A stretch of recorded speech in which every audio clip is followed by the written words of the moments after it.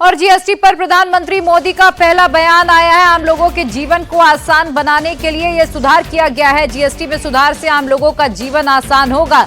GST पर प्रधानमंत्री मोदी का यह पहला रिएक्शन है। आपको याद होगा कि 15 अगस्त को लाल किले की प्राचीर से प्रधानमंत्री नरेंद्र मोदी ने जीएसटी रिफॉर्म की बात की थी, जिसके बाद आज जीएसटी काउंसिल की 56th ये मीटिंग थी, जिसमें ये बड़े फैसले लिए गए हैं और अब 4 की जगह 2 ही टैक्स स्लैब रखा गया है, जिसमें 5% और 18% टैक्स स्लैब रखा गया। इसके अलावा 40% टैक्स स्लैब उन चीजों के लिए किया गया है जो चीजें लग्जरी में आती हैं।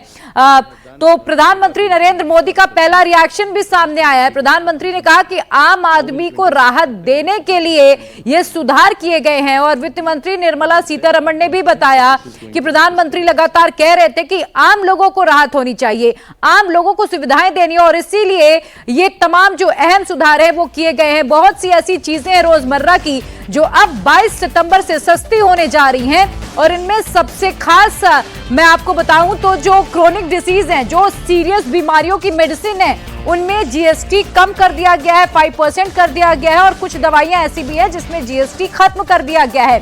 जीएसटी में सुधार से आम लोगों का जीवन आसान होगा, प्रधानमंत्री की ओर से कहा गया है। जीएसटी पर प्रधानमंत्री मोदी का ये पहला रिएक्शन है।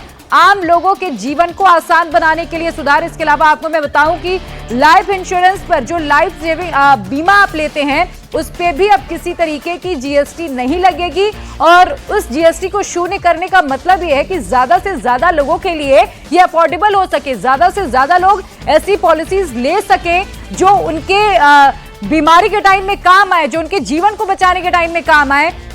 और ये अहम फैसला है और इसका सीधा सीधा फायदा आम आदमी को जाता है। हालांकि अगर आप अपने जीवन में लग्जरी चाहते हैं तो उसके लिए आपको 40% जो जीएसटी है वो चुकानी होगी। कुछ ऐसी टोबैको प्रोडक्ट्स हैं, लग्जरी जो आइटम्स हैं, उसमें 40% जीएसटी का एक स्पेशल टैक्स स्लैब बनाया गया है